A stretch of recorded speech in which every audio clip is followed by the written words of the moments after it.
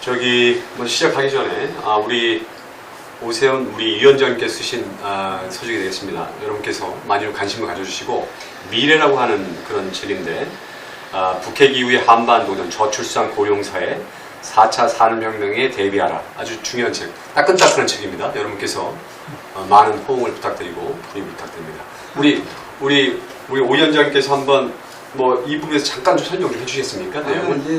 오늘 저 인터뷰 주제나 앞으로 있을 강연 주제하고도 그렇게 무관하지 않은데, 예.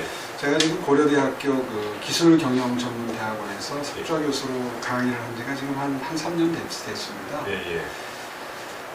이제 그 내용이 뭐냐면요. 예. 보통 이제 4차 산업혁명이나 이런 거를 공부하는 대학원인데요. 예. 거기에서 저는 이제 미래와 정책과 미래라는 과목을 진행을 하고 있어요. 예. 석사 박사 과정인데요. 예. 대한민국의 가까운 미래, 예. 그냥 먼 미래가 아니라 5년 뒤, 10년 뒤, 15년 뒤의 미래를 대비하려면 어떤 정책적 준비가 필요한가, 이런 거를 학생들하고 토론식 수업을 하는데 몇 학기 하다 보니까 이제 좀 교재의 필요성을 느끼기도 하고, 그리고 그런 굉장히 중요한 내용을 몇몇 대학원 학생이라는 게 보통 한 학기에 한 20-30명 안쪽이거든요. 그렇죠. 그래서 몇몇 학생들하고만 공유하는 것보다는 좀 많은 국민들이 이건 알아두면 참 좋겠다는 생각이 들어서 정리한 내용인데요. 간단히 설명드리면 북핵 문제가 불거진 이후에 한미 관계를 비롯해서 남북 관계, 동북아 외교 지형, 우리의 어떤 북핵 폐기를 위한 어떤 전략이 필요한가, 이런 것들을 앞으로 한 10년, 20년 내에 벌어질 수 있는 상황 변화에 대비한 정책적 준비. 이게 첫 번째 파트고요. 두 번째 파트는 다들 이제 걱정을 하고 계시겠지만 저출산 고령 사회가 본격적으로 진입했지 않습니까? 맞아요. 그게 생각보다 굉장히 많은 정책적 변화를 가져옵니다. 가구 수는 늘어나는데 한 가구 내에 평균 구성원은 줄어들고, 또 평균 연령은 올라가는데 이게 모든 정책을 다 바꿔요. 그래서 정책적으로 미래를 얘기하는데 저출산 고령 사회를 빼놓고 얘기할 수가 없어서 그게 이제 두 번째 파트고요. 세 번째가 다 너무나 많이 알고 계시겠지만 4차 산업혁명이라는 게 우리의 산업지역만 바꾸는 게 아니라 우리의 생활 속에까지 파고들어서 다 바꾸거든요. 그런데 보통 얘기하면 기술적인 얘기만 해요. 그렇죠. AI가 어떻게 세상을 바꿀 거다, 이제 이런 얘기만 하는데, 사실은 모든 이 4차 산업혁명의 기술적 변화는 일자리의 변화하고 관계가 있고요. 일자리가 바뀌기 때문에 노동정책이나 교육정책이나 복지정책이 다 영향을 받습니다. 맞습니다. 그런 것들을 지금부터 차근차근 준비하지 않으면 안 되는데, 과연 문재인 정부가 얼마나 미래를 대비한 정책적 준비를 하고 있는가? 사실은 결론부터 얘기하면 이 정부는 거기에 대해서 아무것도 하는 게 없습니다. 아무것도 아니죠. 말만 혁신성장을 하겠다고 하지, 혁신성장하려면 4차 산업혁명의 선두주자가 돼야 되는데, 맞아요. 글로벌 시각에서. 맞습니다. 그런데 그러려면 제일 필요한 게 일단 교육혁명이거든요. 근데 일본만 하더라도 교육혁명을 하고 있는데 이미 5년 전에 시작을 했죠. 내년에 이제 우리로 치면 대입 수능시험 같은 센터시험을 바꿉니다. 우리는 아무것도 안 하고 있어요. 근데 그런 거를 조목조목 짚으면서 우린 지금 이 정부가 퍼주기 한다, 이제 이런 것만 언론에서 많이 집중적으로 조명을 하고 있지만 실제로 어떤 정부가 해서는 안 될 짓을 하는 것도 비판받아야 되지만 꼭 그 시점에 준비해야 될 거를 안 하면 다음 정권, 그 다음 정권에서 굉장히 리커버하기가 쉽지 않은 상황이 됩니다. 그러니까 미래를 위해 준비해야 될 것을 준비하지 않는 것도 문제가 되죠. 부자기도, 자기만 문제가 되는 게 아니라 아무것도 하지 않는 부자기도 크게 문제가 된다. 그런 관점에서 지금 준비해야 되는 것들이 무엇이냐, 미래를 위해서. 그리고 가까운 미래를 위해서 뭘 해야 되느냐, 이런 부분을 다루고 있습니다. 여러분, 지금 현재 간단히 다시 한번 설명했습니다. 미래라고 하는 책자인데 우리 위원장님께서 최근에 만든 작성한 책입니다. 상당히 도움이 될 거라고 생각하고, 이것을 지으신 이유가 여러 가지 뭐 정치적 또 꿈에 대한 부분도 있습니까? 어떤 미래의 꿈에 대한 부분도 있습니까? 그렇게 보긴 힘들고요. 예. 결과적으로는 도움이 될 수 있을지 모르지만 예. 일단은 많은 국민들하고 그 가까운 미래에 대한 고민을 공유하고 싶었습니다. 아, 그렇습니까? 예, 여튼 저희들 꼭 한번 저 잘 읽어보겠습니다. 예. 자, 근데 오랜만에 만나 뵀는데 언니 얼굴이 많이 타셨어요. 근데 어떻게? 예, 제가 요즘에 거의 길바닥에서 삽니다. 예. 아시다시피 제가 서울의 광진을이라고 하는 지역을 이제 당협위원장을 맡은 지 이제 한 4개월 정도 됐는데요. 예. 아이고 뭐 가보니까 정말 보통 이제 자유한국당 입장에서는 험지라고 하는 곳인데 험지를 넘어서서 거의 사지더라고요. 아, 그래요? 그러니까 이게 지역 선거구가 생긴 지 지금 24년이 됐는데 예. 단 한 번도 자유한국당이 이겨본 적이 없는 아, 그렇습니까? 서울에서 가장 어려운 지역으로 분류되는 곳이고 지금 현재 거기 의원은 누굽니까? 추미애 의원이죠. 추미애 의원입니다. 추미애 의원이 벌써 지금 5선째 하고 있습니다. 아, 장기집권이네. 거기 뭐 저기 출신 지역 비율로 보나 뭐 각 정당 지지 성향으로 보나 뭐 다 하여튼 자유한국당으로서는 아주 뭐 싸우는 게 쉽지 않은 지역이거든요. 보통 자유한국당 당협 한 군데의 책임 당원 숫자가 한 1000명 내외 됩니다. 예. 서울 수도권은. 예. 그리고 이제 저기 영남 지역으로 가면 한 3,000~4,000명 되는 것도 있습니다. 예. 그런데 저는 전임 당협위원장으로부터 450명의 책임 당원을 인수인계 받았습니다. 그럴 정도로 당세가 약한 곳이죠. 약한 곳이네. 네, 그런데 한번 뭐 그 당협위원장으로 취임을 해서 이제 내년을 준비해야 된다는 관점에서 당 조직을 이뤄놨고 들여다 보니까 정말 이게 뭐 어디서부터 어떻게 해야 될지 난감하더라고요. 그래서 시작한 게 이제 당원 숫자를 당원 숫자를 획기적으로 좀 늘려야 되겠다 이렇게 생각을 하고 보통 그런 경우에 이제 각 동별 협의회장님들한테 협조 요청을 합니다. 그래서 뭐 20장, 30장 이렇게 나눠드리고 이제 당원 가입 원서를 받아달라 이렇게 하는데 잘 되지 않더라고요. 아, 그래요? 조직 자체가 완전히 무너진 상태더라고요. 그래서 제가 길바닥에 아예 나섰습니다. 지금 일주일에 한 사흘씩 이 통행량이 많은 곳에 아예 그냥 빨간색 파라솔을 펴고 왜 거리에 저 편의점 앞에 플라스틱으로 된 의자하고 이런 액자 같은 거 있죠. 아예 그냥 거리에다 그거 펴고 요즘에 거리에서 사옵니다. 효과가 있습니까? 당원 모집이라고 써붙이거든요. 예. 선거법상 중앙선관위 질의를 하니까 그건 합법적이더라고요. 네. 그래서 거리에서 이제 이렇게 붙여놓고 물론 제가 서 있어야죠. 그렇죠. 그래서 지나가는 분들한테 이제 이렇게 당원의 그 모집에 좀 협조해달라 하는 말씀을 드리는데 비교적 반응은 괜찮은 편입니다. 통행량이 많은 곳은 하루에 한 120~130명 정도. 아, 그래요?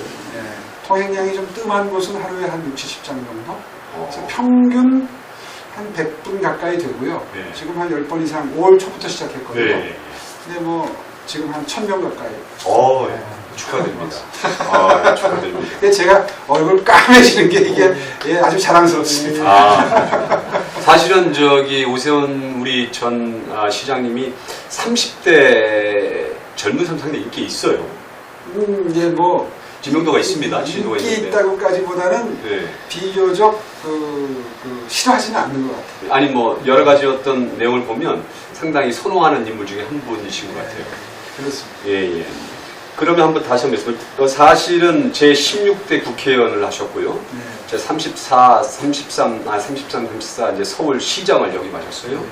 근데 이제 뭐 아시다시피 이제 그 저소득층 무상급식 문제를 해가지고 사실은 주민투표 제안했다가 투표 미달로 해서 이제 사퇴를 하셨는데 그 이후 어떻게 이제 생활하셨습니까? 여러 가지 어떤 뭐 그게 제가 시장직을 사퇴한 게 2011년이고요. 예. 지금 이제 2019년이니까 한 8년, 9년 되지 않았습니까? 예.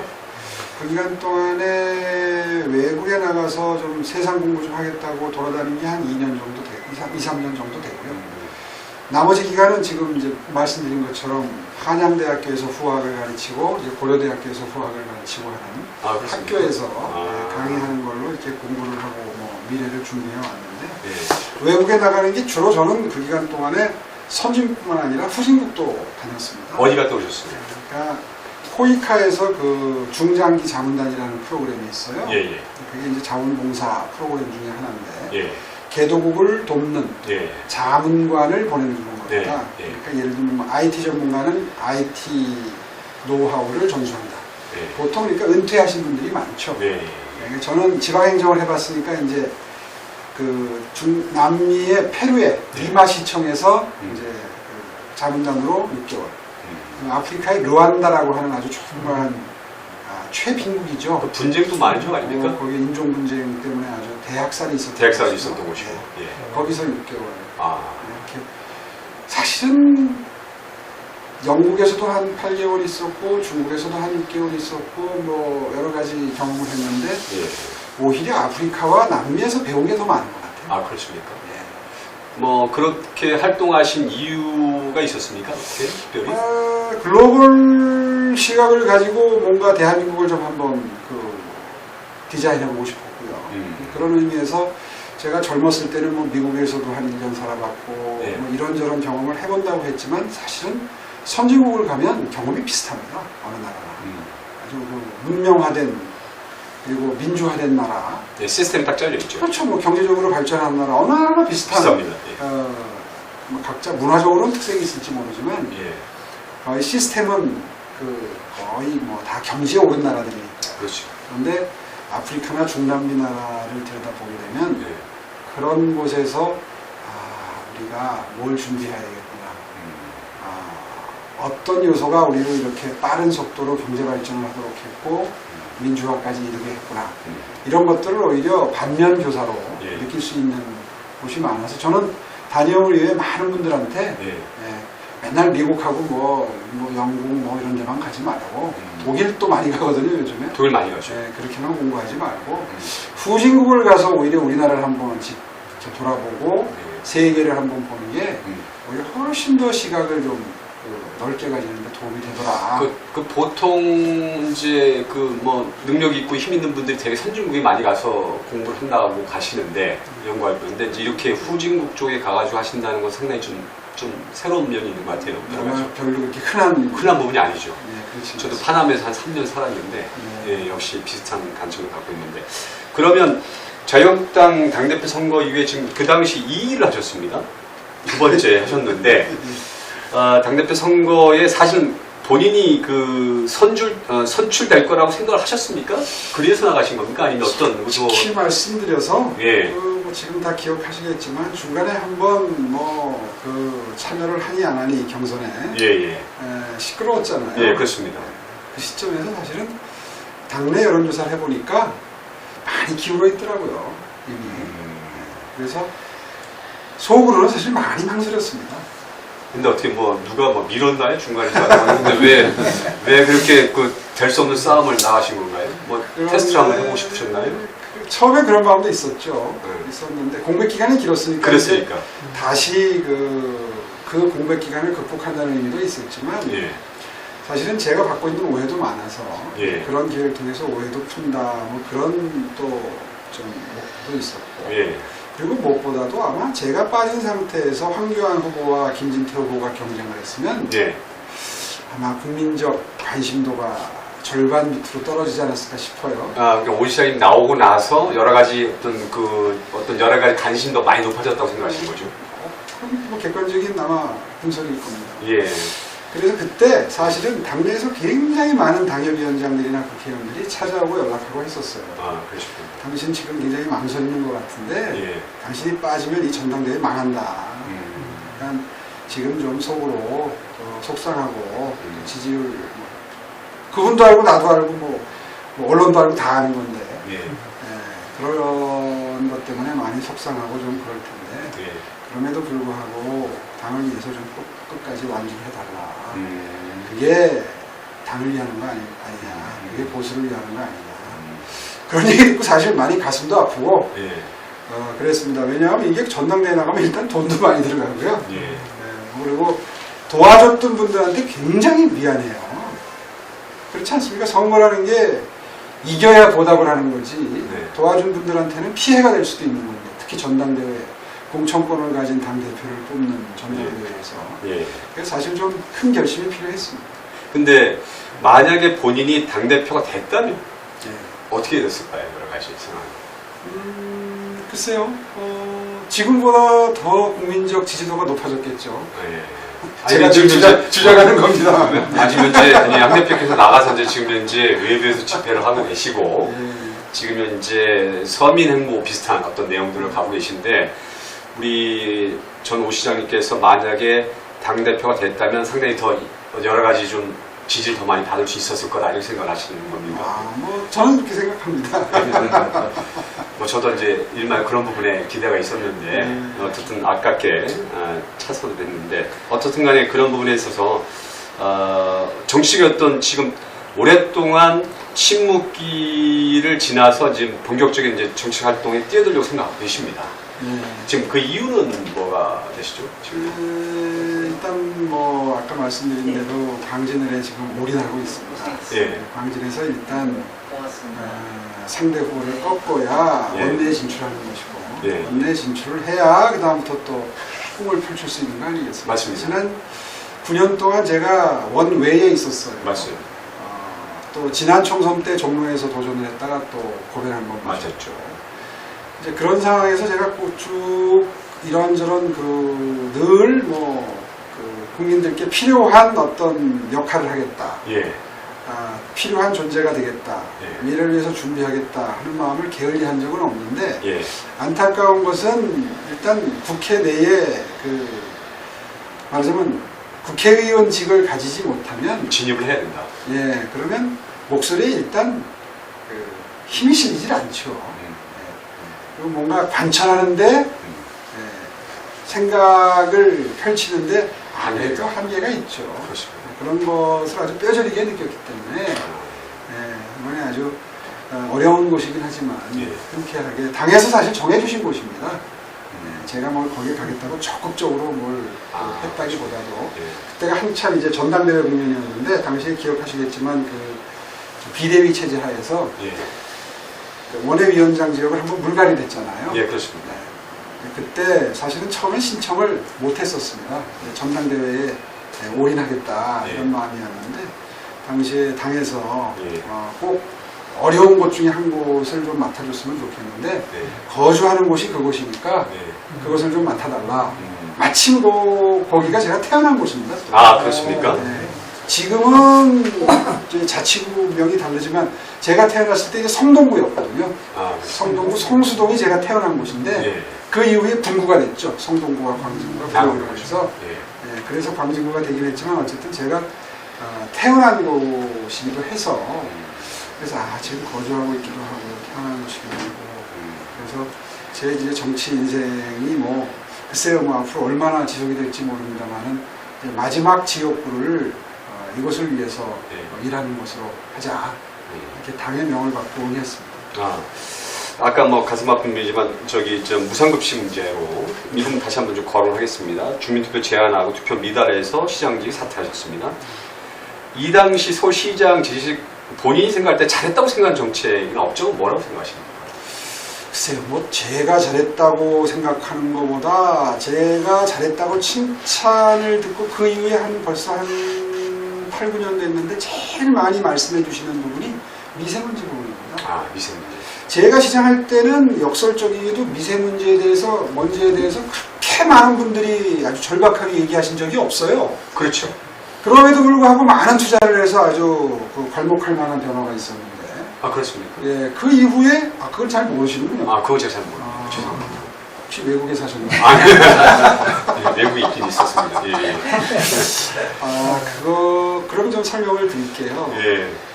사실 그때만 하더라도 우리 국민들이 미세먼지에 대해서 그렇게 너버스하지 않았던 것 같아요. 그래요? 기억나세요? 옛날에 왜 하루 와이셔츠 흰 거 입고 여기가 목은 데가 까맸고 여기 손목이는 데가 까맸던 거 기억나세요? 맞습니다. 언제부턴가 그렇지 않잖아요.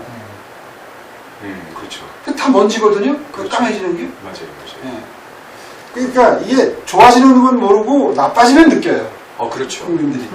수치로 말씀드리면 제가 2006년도에 시장에 취임했는데 2006년도에 미세먼지 연평균 미세먼지 수치가 서울에 68 마이크로그램 퍼 입방미터였습니다. 그러면 보통 순인가요? 그걸 이제 비교를 해드릴게요. 제가 퇴임하던 2011년도에 48, 68에서 48 정도로 떨어졌을 거예요. 그 다음 해에, 그러니까 하던 일이 계속되니까 그 다음 해에 한 46까지 떨어졌을 거예요. 그러다가 지금 한 50까지 올라갔습니다. 50% 정도 조금씩 올라가고 있어요. 그러니까 이게 이제 전혀 의식들을 못하고 있는데 수치로 말씀드리면 아주 실감이 나요. 이게 왜 이렇게 됐냐면 제가 2000년부터 2004년까지 16대 국회 의원 생활을 했습니다. 그때 제가 환경노동위원회 활동을 했어요. 그때 저는 완전히 환경에 미쳐 있었습니다. 그때 대기질, 수질 뭐 이런 거에 이제 올인하고 있었는데 그때 제가 LA하고 동경하고 방문을 해서 벤치마킹을 해가지고 그 도시들이 미세먼지를 잡은 도시였거든요. 그때 당시에 성공을 했던 도시들을 벤치마킹해서 만든 법이 수도권 대기환경 개선에 관한 특별법이라는 걸 만들었어요. 아, 그랬어요? 네, 그래서 그 법을 2004년도에 통과시켰는데 2006년 7월 1일부터 시행으로 경과 규정이 있어서 2년의 경과 규정을 두고 경과 시간을 두고 2006년 7월 1일이 시행일이었는데 2006년 7월 1일이 제가 취임한 날입니다. 시장에. 아, 그렇군요. 운명 같은 일이죠. 아, 그러네요. 그 법의 내용이 뭐냐면 도시에 있어서 대도시에 있어서 미세먼지의 주범은 경유입니다. 경유 차량 뒤에서 뿜어져 나오는 그 식도먼, 매연 이게 주범입니다. 저도 경유차를 지금 타고 있는데. 그렇죠. 요즘의 경유차들은요 신차들은 비교적 괜찮습니다. 아, 그렇습니까? 근데 시간이 흐르면 기하급수적으로 미세먼지를 많이 내뿜습니다. 경유차들은. 근데 그때는 그런 과학상식이 없었을 때이기 때문에 경유차를 마구 탈 때거든요. 그렇죠. 특히 제일 주범이 서울 시내 같으면 약 9,000대에 해당하는 경유버스들입니다. 100% 경유 엔진인데 옛날에 기억나세요? 버스가 가면 뒤에 시꺼멓게 맞아요. 그때 그 차를 다 없앴습니다. 5년 동안. 전부 CNG 엔진. 그래서 버스에 왜 액화 천연가스 버스라고 써갖고 다니던 거 기억나세요? 제 임기 5년 동안 그걸 9,000대를 다 바꿨습니다. 돈이 조 단위로 들어가는 상황입니다. 수도권 대기환경 개선에 관한 특별법이 그 비용을 중앙정부가 절반, 그 지자체가 절반 된다는 법입니다. 그래서 제가 시장이 돼가지고 그 법을 시행하면서 한 10년 걸려서 바꾸도록 돼 있는 계획을 5년으로 줄여가지고 서울 시내 9,000대 시내버스를 100% 다 바꾼 겁니다. 아, 그렇군요. 그 바람에 매년 수치가 뚝뚝뚝뚝 떨어져서 퇴임하던 해에 48까지 떨어집니다. 참고로 말씀드리면 제주도의 그 해의 연평균 미세먼지 수치가 43이었습니다. 그러니까 거의 할 수 있는 일은 다 한 겁니다. 그때. 제가 버스만 말씀드렸지만 그때 뭐 안 한 거 없습니다. 도로 물청소도 시작했고 녹지 면적도 100만 편 들렸고 뭐 공기에 관한 한 안 한 게 없어요. 근데 거의 전공은 안 쉬었잖아요. 그게 제 전공이죠. 그게 전공이었어요. 제가 국회를 하기 전에 시민단체 활동을 주로 하는데 그게 환경 그때 환경단체 활동을 주로 했거든요. 그랬군요. 네, 그래서 그때 배웠던 그 노하우를 가지고 국회에서 법을 만들고 시장이 돼서 시행을 했던 거죠. 근데 그때 당시에는 국민들이, 그래서 제가 취임할 때 그 공약이 초선 시장할 때 잃어버린 수명 3년을 돌려드리겠습니다가 제 초선 시장 선거 공약이었어요. 아, 그랬군요. 근데 지금 아무도 기억 못 하시죠? 그리고 그 성공적으로 공약을 달성했다는 것도 기억을 못 하세요. 네. 그래서 근데 이제 요즘에 더 나빠지니까. 박원순 씨가 먼지를 몰고 다니나요? 왜 그런 거예요? 그 다음에 추가 투자가 없었던 거죠. 그러니까 시내버스 9,000대를 했으면 마을버스도 다 바꿔야 되고 서울 시내는 관광버스가 많습니다. 관광버스도 다 바꿔야 되고 그다음에 중장비가 많아요. 중장비 다 바꿔야 되고 오토바이가 심합니다. 오토바이를 다 바꿔야 돼요. 이런 식으로 해야 될 일이 계속 그 챙길 일이 많았는데 그거를 딱 제 임기 말로 그냥 손 놓고 정지된 거죠. 그렇죠. 그러니까 더 이상의 투자가 늘질 않은 겁니다. 그러니까 그냥 거의 그 수치가 늘어나는데 국민들의 건강에 대한 관심이 늘어나니까 어느 순간 이게 폭발이 일어나서 지금 국민들이 굉장히 고통스러워 하시네요. 미세먼지가 지금 굉장히 심각한 문제거든요. 오늘도 별로 안 좋습니다. 네, 오늘도 별로 안 좋은데 말씀 들어보니까 또 그런 업적이 있으셨군요. 근데 이거 죄송합니다. 그렇게 했는데도 또 어떤 사람들이 그래요. 수치를 그렇게 말씀을 드리고 이거 서울시 백서에도 나오고 다 과학적으로 근거가 있으니까. 예. 근데 그 해에 뭐 비가 많이 와서 좋아졌다 이렇게 부인하는 사람들이 있어요.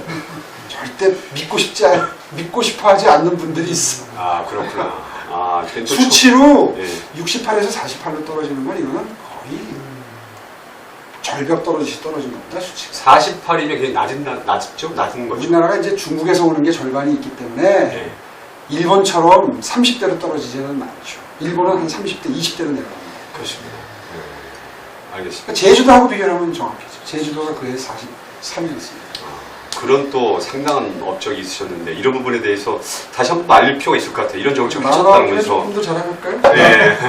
제가 자랑하십시오. 영국에 8개월 있었어요. 시장 사퇴하고. 예. 그러니까 그건 2013년도였는데 런던에서 지하철을 타고 출퇴근을 했습니다. 예. 예. 런던에서 지하철을 타고 하루 출타를 하고 오면 코를 풀면 여기 까만 코가 나와요. 옛날에 우리 미세먼지 심할 때 그랬었습니다. 코 풀면 여기 까만 예, 그렇죠. 맞아요. 예, 기억나세요? 예, 맞습니다. 영국의 지하철 그런데 한국의 지하철 안 그렇습니다. 제가 이 지상의 공기질만 신경 쓴 게 아니라 예. 지하철 타는 분들이 더 중요하거든요. 예. 어떤 의미에서는. 그렇죠. 그래서 지하철에 스크린 도어를 100% 집어넣습니다. 아. 스크린 도어 집어넣고 나서 지하 미세먼지가 반으로 뚝 떨어졌습니다. 차단되니까. 그렇죠.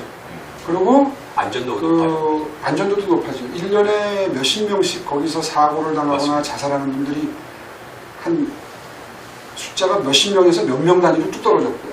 맞아요. 그것도 중요하지만 공기질도 좋아졌고, 공기질이 좋아진 건 스크린 도어 자체뿐만 아니라 밤에는 물차를 동원해서 터널을 청소를 합니다. 물 청소를 합니다. 아. 그때 물 청소 차를 만들었어요. 아, 그래서 하여튼 뭐 미세먼지를 해결하기 위해서는 안 한 게 없습니다. 스크린 도어를 보면 우리 오 전 시장님 때 그때 100% 다 넣었죠. 거의. 그 전에는 없었습니까? 약간 시작하는 단계였는데 예. 저때 예산을 아주 대폭 증액해서 아. 아주 그냥 이건 최대한 서둘러야 될 사업이다. 그러니까 국민들이 매년 서울 시민이 몇십 명씩 거기서 사고사를 당하는데 제일 힘들어하는 분들이 기관사들이었어요. 맞아요. 눈앞에서 그 사고를 당하면 트라우마 때문에 일을 못하세요. 들었습니다. 그래서 스크린 도어를 만들면서 그런 일이 아주 대폭 줄었죠. 아, 참. 거의 업적이 그러니까 미세먼지를 없애는 이 부분에서 국민건강에 상당한 업적, 실적을 남기셨는데 이 부분에 대한 기억이 좀 없네요, 국민들에게. 아시는 분들은 잘 모르시는 분보다는 아시는 분이 많습니다. 아, 그렇습니까? 만났을 때 그때 공기가 좋아져서 너무 고맙다 이런 말씀을 많이 하세요. 아, 그러세요? 그럼요. 아, 그래서 제가 아까 외국 나가셨냐고. 자, 이제 실무적인 좀 실제적인 문제를 좀 보겠습니다. 지금 현 문재인 정부의 지금 포퓰리즘 정책이 상당한 문제가 되고 있습니다. 이제 이 부분에 대한 어떤 지금 우리 오 전 시장님의 의견 및 대책, 그 다음에 이런 부분에 대한 어떤 그 좀 신랄한 비판이 있으신지 좀 얘기를 해주시기 부탁드리겠습니다.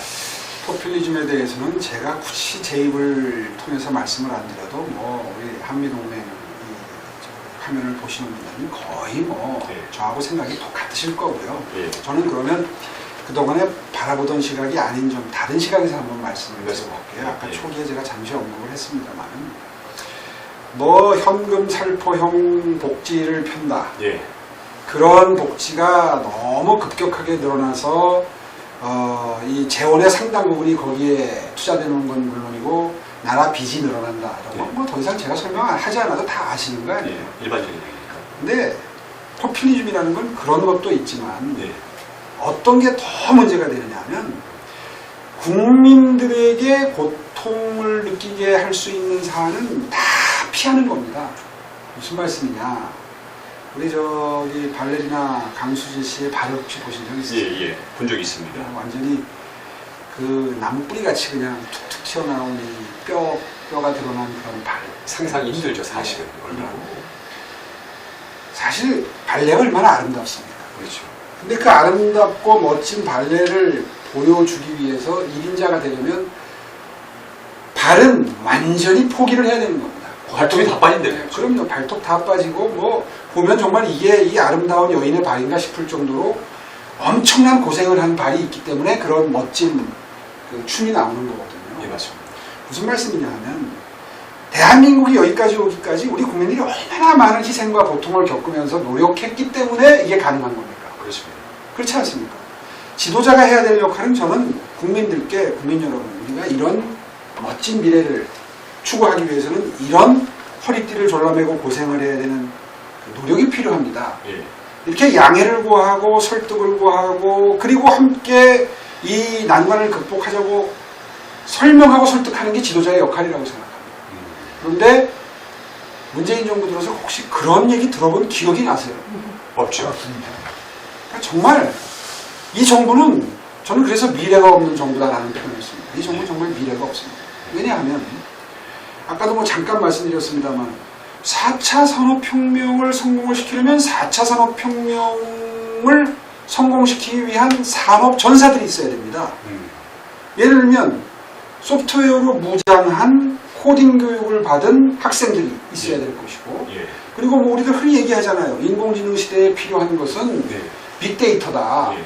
그 빅데이터 전문가가 필요한 것이고 알겠습니다. 그리고 무슨 뭐 자율주행 자동차로 성공을 하려면은 레이더나 라이더나 이런 자율주행에 필요한 기술을 가진 전문가들, 엔지니어, 테크니션들이 필요한 것이고 예. 그리고 미래에는 문제 해결 능력이 필요하다, 협업 능력이 필요하다. 아마 다 몇 번씩 들어보신 이야기일 거예요. 알겠습니다. 그런데 지금까지 우리가 양성해온 인재상은 산업화 시대에 제조업하기에 걸맞는 성실하고 말 잘 듣는 말하자면은 산업화 시대에 필요한 그 유형의 인간상을 만들어내기 위한 교육이었거든요. 이게 이제 독일부터 일본을 통해서 우리나라로 들어온 교육 시스템, 예. 교육 컨텐츠였던 거죠. 그런데 4차 산업혁명 시대에 필요한 사람들이 창의적이고 문제 해결력이 있고 협업을 잘하는 사람이라면 그걸 잘할 수 있는 인재로 키우는 교육 컨텐츠, 교육 시스템으로 바꿔줘야 되는 거거든요. 그래서 우리보다 앞선 나라들은 독일도, 미국도, 일본도 다 교육개혁을 합니다. 일본은 이미 아이비 교육개혁, 인터내셔널 바칼로레의 약자인데요. 예. 아이비 교육개혁을 이미 6년 전에 시작을 해서 네. 왜냐하면 교육이라는 게 중학교 들어갈 때부터 바꿔야 대학교 들어가면서 그게 입시에 반영이 되고 제대로 이제 변화가 일어나는 거거든요. 그렇죠. 갑자기 내년부터 입시에 바꾼다 그러면 어떤 학부모가 준비가 되고 그 수능이 되겠어요. 그래서 일본은 이미 6년 전부터 해서 이제 내년에 대입센터 시험이라고 우리로 치면 수능 시험을 바꿉니다. 그러면 이제 교육계획이 완성이 되는 거죠. 그러면 일본은 이른바 혁신 성장을 위한 인재 양성 작업이 끝나는 겁니다. 장기적으로 이제 진행을 해온 거죠. 그렇죠. 거죠. 교육개혁은 특히 그렇습니다. 그런데 이 정부 들어서 처음에 혁신 성장을 한다고 해서 저는 속으로 그러면 교육개혁 하겠네. 그리고 기다렸어요. 예. 처음에 김상곤이라는 사람을 교육부 장관으로 임명을 하더라고요. 근데 이 양반 아시다시피 아는 게 무상교육밖에 없어요. 사실 무상급식 논란이 이 사람부터 시작된 거거든요. 그래서 유심히 봤어요. 뭐 그렇더라도 교육개혁에 관심이 있을 수 있죠. 장관으로 일하는 1년 몇 개월 동안 교육개혁에 대해서는 단 한마디도 하질 않더라고요. 그냥 뭐 수능시험에서 뭐 대입시험에서 무슨 뭐 수시 비율을 높인다, 정시 비율을 높인다 이런 얘기만 해요. 그러다가 그것도 제대로 못 해놓고 갔어요. 그 다음에 유은혜 장관을 임명할 때 또 가만히 보니까 이 양반도 거기에 관심이 없는 사람이에요. 그래서 저는 이 정부가 5년 동안 교육개혁은 언급도 안 하고 지나가겠다는 생각을 합니다. 현 정부가 이 교육개혁에 대한 부분은 전혀 관심도 없고 물 건너갔다 이렇게 네. 말씀하시는 거죠. 그렇죠. 네. 제가 왜 포퓰리즘 얘기하는데 이런 말씀을 드리느냐 하면 교육개혁을 한다 그러면 인기가 떨어져요. 학부모님들은 입시제도 바뀌고 뭐 이렇게 하면은 일단 거부감이 큽니다. 그러나 나라의 미래를 위해서 누군가는 그 짐을 짊어지고 설득하고 변화를 만들어갈 필요가 있는 겁니다. 그렇죠. 노동개혁도 마찬가지예요. 4차 산업혁명 시대가 되면 자발적 비정규직이 늘어납니다. 그렇죠. 이 뭐 10년, 20년, 30년 한 직장에서 근무하면서 옛날처럼 뭐 과장이 부장되고 부장이 이사되고 이렇게 해가지고 승부가 나는 세상이 아니거든요. 그래서 그 시대에 맞춘 그런 사회상에 맞춘 일자리 변화에 맞춘 노동개혁이 지금부터 차근차근 준비가 돼야 되는데 이걸 민노총이 싫어하거든요. 그렇죠. 언급도 없어요.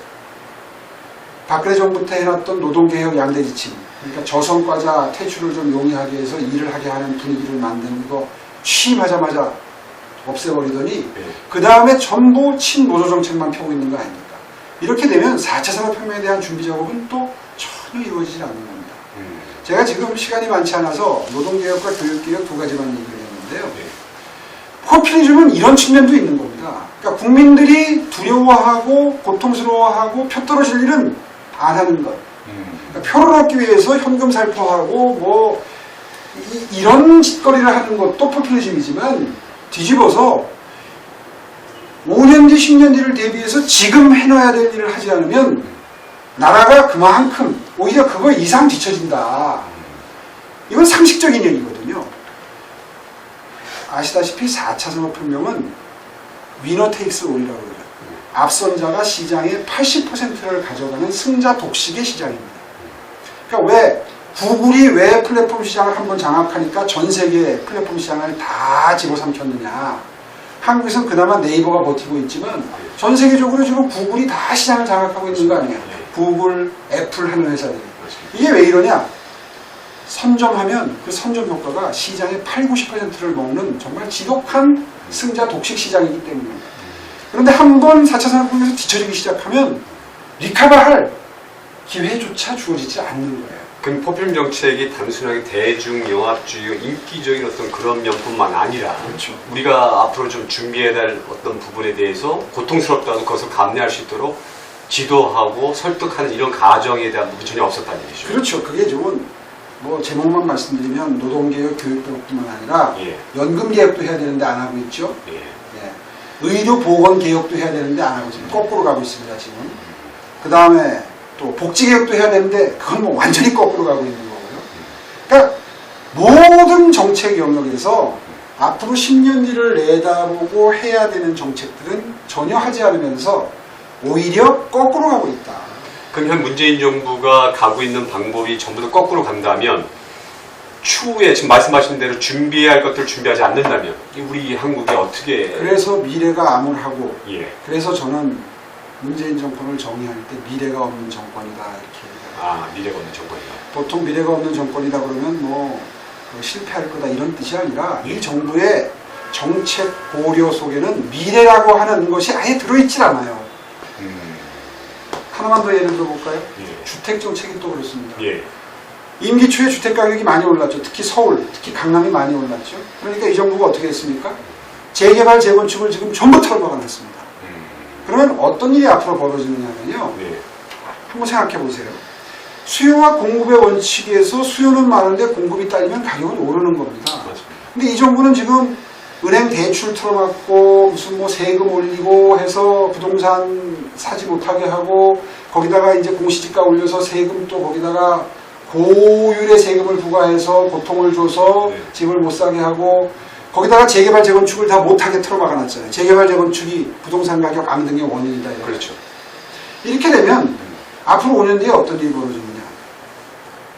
당연히 공급돼야 될 아까 말씀드렸지만 1인 가구, 2인 가구가 지금 급증하고 있는데 옛날에 우리가 한참 한 70년대, 80년대 짓던 집들은 옛날식 표현으로 30평형대 아파트지 않습니까? 맞습니다. 방이 한 두세 개 되고 화장실이 한두 개 있는 4인 가족 기준의 아파트였습니다.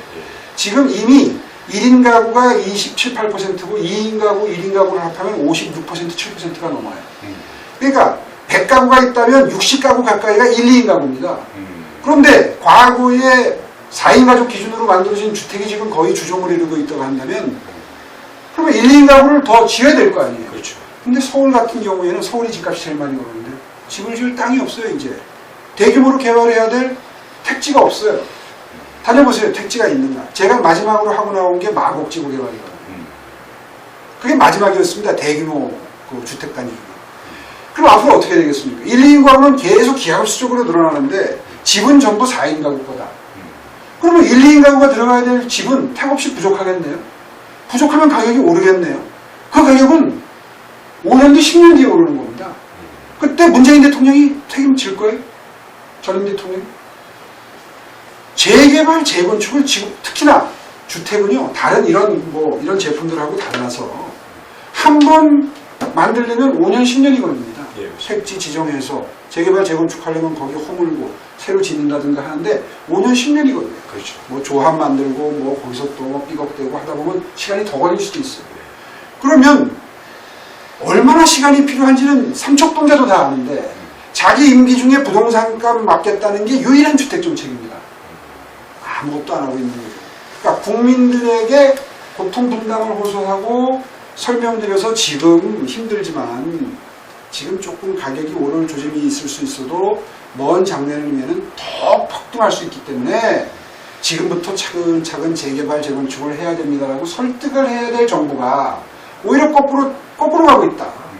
그러니까 제가 아까 뭐 복지정책, 노동정책, 교육정책, 연금정책, 의료, 보건정책 뒤로 가고 있다는데 지금 설명 들으시니까 주택정책도 완전히 거꾸로 가고 있는 거 아닙니까? 그래서 저는 이 정부가 참으로 미래를 준비하지 않는 정부다. 미래가 없는 정부다. 지금 이제 모든 정책을 다 거꾸로 가는 상황에서 현 문재인 정부가 이런 부분으로 만약에 정권을 마감하는 경우에 추후에 미래에 엄청난 문제점이 생길 거라고 말씀하셨습니다. 그러면 지금 현재 이런 상황에서 만약에 이제 우리가 지금 현재 베네수엘라 같은 경우를 한번 비교를 해보는데요. 베네수엘라하고 비교해서 지금 베네수엘라 포퓰리즘 정책을 통해서 국영화시키면서 여러 가지 문제점들이 많고 지금 몇십만 %의 인플레가 생기고 거기서 몇십만 불을 가져가도 위험병 살 수 없는 이런 상황에 놓였단 말이죠. 뭐 이걸 비교하는 것은 조금 좀 저기 하지만 이런 부분에 있어서 어떤 미래의 대한민국이라는 상황을 볼 때 이런 부분이 진행이 된다면 뭐 베네수엘라처럼 된다고 할 수는 없지만 어떤 그런 부분에 대한 문제점이 있을 수 있다고 생각하십니까? 뭐 당연한 거죠. 그러니까 베네수엘라는 우리와 산업화의 정도와 비교할 수 없을 정도로 뒤떨어진 상황의 나라이기 때문에 아주 저차원적인 포퓰리즘 정책만 써도 집권을 유지할 수 있죠. 근데 우리는 이제 국민소득 3만 달러에 경제 규모로 보면 정말 뭐 세계 10위권 언저리에 있는 나라 아닙니까? 맞습니다. 그런 나라이기 때문에 무조건 현금 살포형 그 포퓰리즘적 복지 정책만 써가지고 그 문제가 되는 것도 당연하지만 거기에 지금 제가 좀 더 다른 형태의 포퓰리즘을 얘기를 한 거죠. 미래를 준비해야 될 것조차 안 하니 거기에서 뭐 베네수엘라나 그리스나 이런 나라를 예로 들 것도 없다 이거예요. 알겠습니다. 자 그러면 좀 주제를 바꿔서 현 문재인 정부 대북 정책에 대한 문제점, 그다음 북한의 완전 비약에 대한 대책 및 개인의 대북관에 대해서 한번 여쭤보고 싶은데, 참 이 문제가 지금 이제 가장 핫 이슈가 되는 부분입니다. 근데 우리가 말하는 북한 비핵화에 대한 부분에 대한 것은 이미 이제 하노이 회담을 통해서 결렬됐고, 그다음에 한미회담도 여러 가지 결실 없이 진행이 되고 있고, 북한은 최근에 미사일을 또 쐈습니다. 이런 상황 속에서 돌고 돌아 제자리로 돌아왔습니다. 맞습니다. 말씀하신 대로. 우리가 말하는 제네바 협의나 아니면 육자회담 틀 이전에 그런 형태로 다시 현재 지금 회귀한 부분이고, 그러면 현재 문재인 정부는 뭐 그래도 계속해서 대북 정책의 중단 의사가 없어요. 계속 나가려고 합니다. 이런 상황 속에서 우리 오전 선생님 보시는 어떤 그 현 정부의 대북적 문제점, 그 개인에 대한 어떤 생각은 어떠십니까? 아마 우리 한미동맹 회원분들하고 생각이 별로 다르지 않을 거예요. 제가 보는 시각도. 정말 이 북한의 본질을 꿰뚫어 봐야 됩니다. 저도 그 태영호 공사를 굉장히 좋아하고, 그리고 그분을 제 자유한국당 미래비전 특위 할 때도 모셔다가 이제 그분의 생각을 좀 많이 공유해드리기 위해서 애를 많이 썼는데, 태영호 공사 생각이 거의 제 생각하고 비슷하더라고요. 그래요? 저는 그래서 태영호공사가 지은 그 책을 강연할 때마다 소개합니다. 태영호공사님이 지은 책만 제대로 읽어도 국민들이 아마 북한에 대한 조금 잘못된 인식이나 잘못된 기대감 같은 건 다 아주 정확하게. 그래서 베스트셀러가 됐나 보죠. 그분 책 베스트셀러 되는데 제가 기여한. 저는 네. 강연할 때마다 태영호공사를 아십니까? 책을 꼭 읽으십시오. 꼭 그런 거예요. 이제 우리가 이 유튜브를 보고 계신 분들한테 그걸 굳이 또 제3, 제4 설명할 필요는 없을 것 같고요. 본질적으로 태영공사 얘기를 들으면서 제일 피부에 와닿는 설명 방법은 그거더라고요. 북한에는 아직도 10만 명 단위 이상의 그 집단 수용소가 있다. 그거를 우리 국민들이 좀 다 피부로 알고 계시다면, 느끼고 계시다면 북한이 하고 있는 거짓말을 상당 부분 꿰뚫어 볼 수 있습니다. 왜냐하면 북한의 그러니까 우리는 흔히 뭐 정치범 수용소다 그러면 우리식으로 생각을 해요. 무슨 뭐 담이 있고 뭐 시설물이 있고 그 안에 교도소처럼 구치소처럼 이렇게 gat혀 있는 걸 생각하는데 그게 아니란 말이에요. 그러니까 태영공사 참 그 점을 실감나게 잘 설명해 주는 것 같아요. 그러니까 한 도시가 전체적으로. 우리 팀은 한 9군 단위 정도, 예, 뭐 한 중소 도시 정도 규모가 초주망 치고 그냥 그 안에서 아비규환 지옥처럼 사는 거예요. 그게 충분히 가혹한 조건이고 인권이 유리되는 상황인 거죠. 예. 그런 곳이 있기 때문에 누가 들어와서 핵사찰을 한다든가 하는 게 근본적으로 불가능하다. 이런 거를 생각을 하면 이게 북한이 핵폐기를 하고 뭐 미국으로부터 무슨 검증을 받고 뭐 핵사찰단이 들어가는 걸 과연 수용할 수 있느냐, 이런 걸 아주 실감나게 예측할 수 있는 거죠. 예. 그래서 저는 젊은 친구들한테 이제 학교에 가서 가끔 강연하는 일이 있을 때 그런 설명을 합니다. 북한은 두 개의 전혀 이질적인 존재로 이분법적으로 보아야 정확하다. 밑에서 신음하고 있는 민중, 우리로 치면 시민들이 있고, 최상층부, 그게 뭐 한 5%, 10%가 될지 모르겠다. 이른바 평양 시민들을 포함한. 평양은 이제 별도의 쇼윈도우죠. 평양공화국이라고. 일종의 공화국은 실감이 안 나요. 쇼윈도우다. 극장. 그러니까 무대 위에 올라와 있는 배우들에 가깝다고 보면 됩니다. 평양은. 그러니까 평양의 생활 수준을 보면서 이 나라도 이 정도 사네? 이렇게 생각하면 안 된다. 근데 대부분 한국에서 이 르포 기사를 쓴 무슨 뭐 북한 갔다 왔다고 쓴 기사나 책 같은 걸 보면 평양 보고 와서 쓴 거거든요. 맞아요. 그러니까 한마디로 말해서 무대 위에 연극 배우들을 보고 와서 쓰는 겁니다. 그 점만 정확하게 국민들, 특히 자라는 아이들에게 인식시킬 수 있다면 착각은 최소화할 수 있습니다. 근데 현재 한국 국민들이 문재인 정부가 얘기하는 북한에 환상을 지금 많이 심어주고 있다고. 근데 그 뭐 제가 제일 좀 황당했던 게 작년 여름이었던가요? 제일 뭐 저 많이 본 책이 대통령이 여름휴가 가서 봤다고 해서 많이 팔렸다. 그런 기사를 봤어요. 그래서 그 책이 뭐 북한 관련 기사라고 보니까 그 양반이 어느 신문사 기자 출신인데 북한에 가서 한마디로 르포 기사를 써온 책이더라고요. 맞아요. 근데 그 책 내용을 이렇게 보니까 그 평양 구경을 주로 해가지고 보여주는 것 보고 온 거예요. 평양뿐만 아니라 보여주는 것을 보고 왔으니 아니 그게 무슨 그걸 감동 깊게 읽었다고죠. 그거를 대통령이 감동 깊게 읽었다 그러니까 또 그걸 또 많이 사보고. 맞습니다. 그래서 제가 오히려 더 태영공사 책을 좀 많이 봐야 된다 싶은 얘기를 합니다. 상대적으로 태영공사 책을 보면 북한 현실을 정확히 파악이 되는 거죠. 그렇죠. 좀 말씀드리다 말았는데 그래서 북한의 본질을 정확히 꿰뚫고 대처를 하려면 북한의 민초들은 무한한 애정을 가지고 바라봐야 된다. 우리가. 그래서 북한 인권 문제에도 우리가 신경을 써야 하고 탈북자를 비롯해서 민초들이 어떻게 생존할 수 있고 어떻게 기본권, 인권을 보장받을 수 있는지에 대해서 우리가 무한한 애정을 가지고 관심을 가지고 지켜봐야 하지만 북한의 정치 엘리트들, 이른바 기득권 집단, 김정은을 정점으로 하는 그 집권 세력에 관한 정말 냉정하게 그들의 본질을 파악하고 그들의 속마음, 그들의 최종적인 목표가 뭔지를 알아야 우리가 휘둘리지 않는다. 이제 이런 이야기들을 자라는 아이들한테는 꼭 열심히 설명해 줄 필요가 있다. 만약에 본인이 대북 정책의 책임을 맡는다면 현 문재인 정부와 어떤 다른 방향의 것을 취할 수 있는 대북관이 있습니까? 일단 전제가 좀 다르겠죠. 무조건 남북 간의 평화 모드만 만들어진다면 그것이 성과다. 지금 이 문재인 정부는 그런 스탠스입니다. 그렇습니다. 맞아요. 그런데요, 물론 평화로운 관계를 조성해야 된다는 목표는 같죠. 그러나 지금처럼 모든 걸 양보하고 모든 걸 굴종적으로 처리를 해서 그런 스탠스로부터 오는 평화라면 그것은 우리가 늘 이야기하지만 진정한 평화가 아니다. 따질 건 따지고 얻어낼 건 얻어내서 우리가 초소 하나를 없애면 저쪽이 초소 없애는 게 뭐 협상 조건에서 힘들다면 저쪽은 북한의 민초들에게 어떤 인권을 보장을 할 것인지 예를 들면 이런 식의 뭐가 됐든 1대1로 바탈을 해서 우리가 이걸 하나 양보를 하면 저쪽은 이거 하나 정도는 양보할 수 있는 그런 협상 분위기를 만들어 놓고 협상을 해야지. 아니 뭐 총만 안 써주면 고맙다. 그냥 뭐 평화롭게 지내간다오. 이런 식의 스탠스로 대하다 보면 어느 순간 핵 가진 자의 갑질이 시작될 수 있습니다. 맞습니다. 핵을 가지고 있기 때문에 우리가 가장 핵을 폐기하기 위해서 노력하는 것은 한 6개월, 1년 정도의 평화는 뭐 처음에 협상 단계에서 만들어낼 수 있겠죠. 그러나 어느 정도 시간이 흘러서 북한이 이제 완전히 국제사회로부터 인정받은 핵보유국이 되는 순간 북한의 갑질이 시작이 됩니다. 그런데 그 갑질이 어떤 형태로 어느 정도 수위로 벌어질지는 지금 아무도 얘기할 수 없습니다.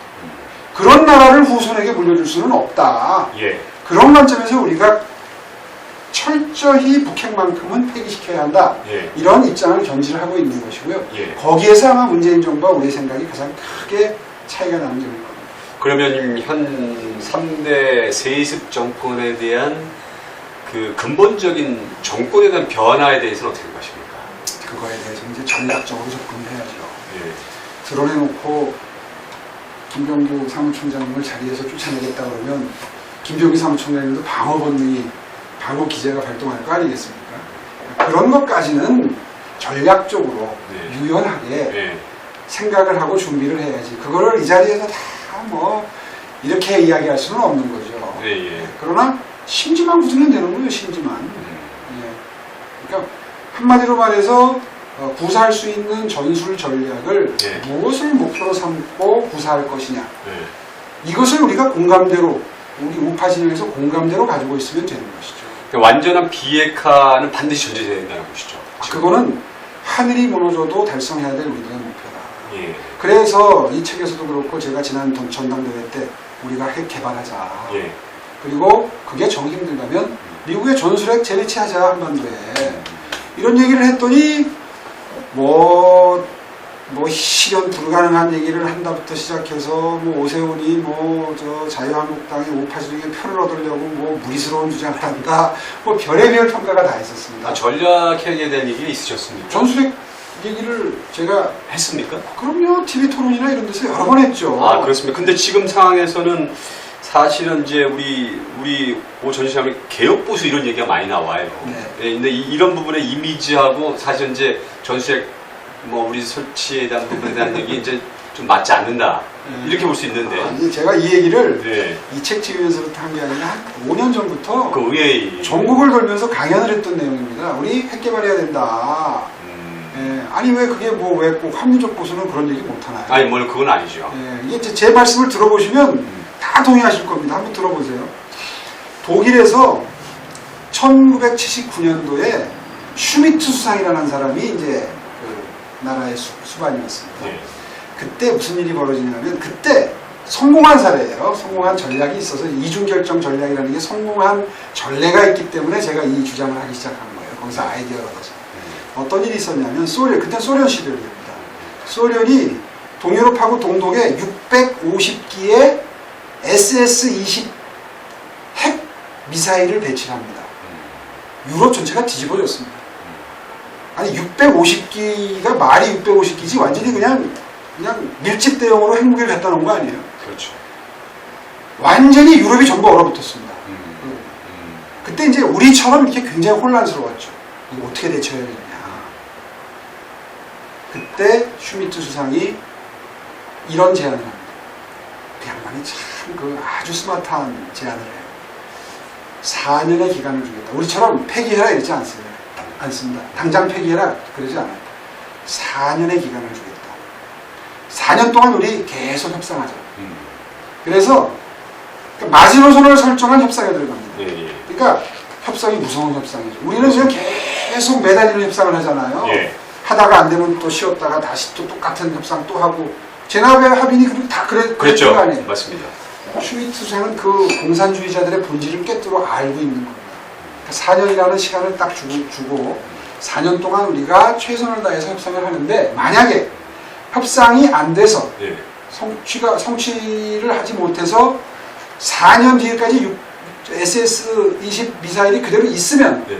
우리도 똑같은 전술핵을 미국으로부터 갖다 놓겠다. 똑같은 숫자의 전술핵을 갖다 놓겠다. 이걸 전제를 해놓고 협상에 들어갑니다. 시야를 두고. 예. 그러니까 처음에 소련이 전혀 신경 쓰지 않았습니다. 북한하고 똑같았죠. 근데 결론은 4년이 조금 지나서 소련이 철수를 합니다. 전부 철수시킵니다. 왜 그랬을까요? 따져보니까 소련이 손해인 거예요. 뭐가 손해냐? 자기네들은 유럽에 위협을 주려고 핵미사일을 배치했는데 미국의 전술핵이 유럽에 들어오게 되면 다른 국가가 가면. 예, 모스크바가 가까운 거예요. 그러니까 소리 계산을 해보니까 자기네들이 훨씬 손해인 거예요. 같은 숫자를 배치해도. 저는 거기서 아이디어를 얻은 것이, 결국 북한의 핵을 폐기시키는데 가장 결정적인 영향력을 행사할 수 있는 나라는 어느 나라입니까? 중국이지 않습니까? 현재 시진핑이지 않습니까? 그렇죠. 중국이 제일 버거워할 상황을 만들면 힐이 생길 수 있죠. 그런데 미국이 만약에 한반도의 전술핵을 재배치한다. 그러면 북한은 물론이거든요. 아마 중국 정부가 굉장히 골치가 아플 겁니다. 사드가 똑같은 원리죠. 예. 그래서 적어도 제가 현재 이 나라 집권 세력의 집권당의 대표이거나 대통령이거나 하면 이런 주장하는 게 굉장히 조심스러울 거예요. 그렇죠.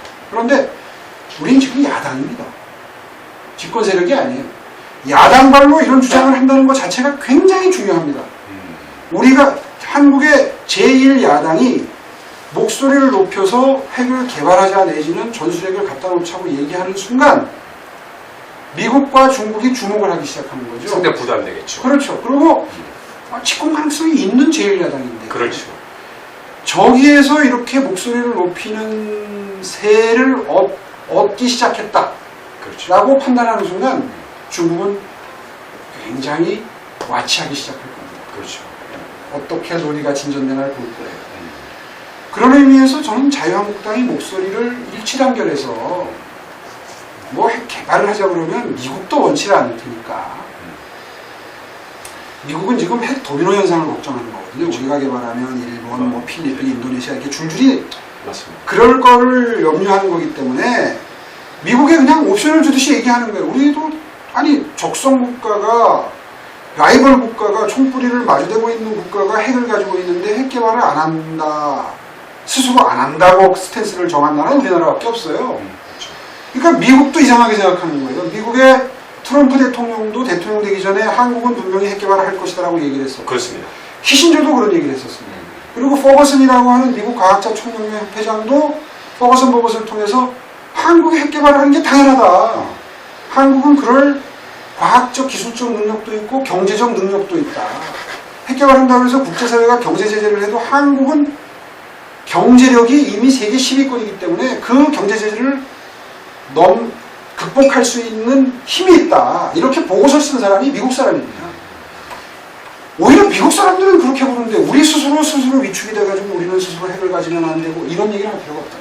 독일에서 이중결정 전략을 가지고 슈미트 수상이 그런 제안을 처음 했을 때 독일 사회에서도 굉장히 논란이 컸습니다. 그렇겠죠. 뭐 반전 시위, 반핵 시위가 엄청났고요. 슈미트 수상 암살 위협도 있었고요. 엄청나게 시끄러웠지만 슈미트 수상이 다 극복하고 결국은 650기를 다 철수시킨 겁니다. 그 정도의 강단이 있는 결심을 하지 않으면 절대 북한은 폐기하지 않습니다. 상당히 이미 뭐 태용사가 와서 다 말씀을 하셨을 걸 제가 뭐 반복해서 얘기하지 않겠고요. 예. 아까 북한의 수용소 실태도 말씀을 드렸습니다만 북한은 절대로 핵을 폐기할 수 없습니다. 예. 어떤 경우에만 폐기할 수 있느냐? 중국으로부터 도저히 극복할 수 없는 압력이 들어올 때만 비로소 가능한, 그것도 아마 확률이 높지 않을 거예요. 그렇게 되기 때문에 중국을 움직일 수 있는 카드 중에 가장 강력한 카드가 뭐냐? 저는 전술핵 재배치, 나아가서 우리의 핵 개발이라고 생각합니다. 굉장히 좋은 의미인데, 근데 문재인 정부가 북한의 비핵화가 가능할 거라는 걸 모르고 그렇게 입증할까요? 저는 그렇게 생각 안 합니다. 문재인 정부는 이미 저는 포기했다고 생각합니다. 포기했다. 지금 하는 스탠스를 보면 예. 말은 북한 핵을 뭐 폐기하겠다고 얘기를 하고 노력하는 것처럼 하지만 속마음은 폐기 안 되면 어떠냐, 그냥 평화롭게 살면 되지 정도의 생각을 하고 있는 게 아닌가 저는 추측을 합니다. 이건 뭐 그냥 추측입니다. 북한 핵 보유를 인정하는 상황 속에서 그걸 결국은 인정할 수밖에 없지 않느냐라고 하는 패배주의에 젖어 있는 것 아닌가. 이 부분이 굉장히 중요한 부분인데, 지금 현재 문재인 정부가 사실 국민들을 지금 항구적인 평화라고 하는 명분으로 북한의 핵 폐기가 가능할 것 같은 느낌으로 계속 얘기를 하고 있단 말이죠. 그러니까 말은 그렇게 하겠죠. 예. 그리고 분명히 제가 이런 얘기하면 펄펄 뛸 겁니다. 예, 근데 이 부분에 대한 것도 분명히 지적을 해야 될 부분이에요. 사실요. 네, 굉장히 중요한 부분이기 때문에, 그러면 지금 현재 북한의 비핵화가 불가능한 상황 속에서 전술핵 배치나 아니면 우리 핵제조에 대한 부분에서 말씀하셨는데 이 부분이 지금 현재 자유한국당의 그 어떤 당론과 연결돼 있습니까? 자유한국당은 그 기존의 전술핵 재배치에 대해서는 굉장히 그 공감대가 형성이 돼 있고요. 예. 핵을 개발하자 그러면 아직도 반대하는 의원 숫자가 압도적으로 많습니다. 맞습니까? 근데 이 부분에 대해서 제가 한 가지만 더 네. 과학적인 근거를 말씀을 드리면요. 네. 아까 말씀드린 거 외에 공격용 무기가 비용이 덜 들 것 같아요. 방어용 무기가 비용이 덜 들 것 같아요. 방어용도 아니 동물용도 공격용 무기가 훨씬 싸죠. 네, 훨씬 싸죠. 그러니까 다 아시겠, 이 자리에 계신 분들은 다 아실 네. 겁니다. 삼축책이라는 게 있어요. 예. 1축 킬체인 쏘기 전에 탐지해서 원점 타격한다. 2축 KAMD 날아오는 거를 요격한다. 네. 3축 대량 응징보복 우리가 당했다. 그 다음에 이제 엄청난 보복을 한다. 이게 3축인데 이 3축 체계에 3년 전에 화폐 가치로 60조입니다. 근데 60조 드리고도 이게 다 완벽한 시스템이 될 수 있느냐? 아무도 그렇게 생각지 않습니다. 지난주, 저지난주에 쐈던 그 미사일을 그게 뭐 발사체니 미사일을 그것도 모르는 나라에서 무슨 쏘기 전에 어디를 탐지해가지고 거기를 원점 타격을 한다? 그건 60조 드려도 아마 힘들 거예요. 이미 과학적으로 항공대학교의 무슨 교수님이 계산을 하셨는데 북한이 핵미사일을 한 발 갖고 있을 때 그거를 미리 탐지해서 못 쏘게 원점 타격을 미리 예방 타격을 할 수 있는 것이 성공할 수 있는 확률이 0.1% 내외네요. 불가능해요. 그렇죠. 근데 이미 몇십 기를 갖고 있는 상황에서 어디서 날아올지 모르는데 그게 삼산에서 나올지 산에서 나올지 무슨 어디서 나올지 모르는데 그걸 탐지해서 성공적으로 요격한다는 게 확률이 거의 0에 가깝죠. 그 시스템 만드는데 60조 들어가는 거예요.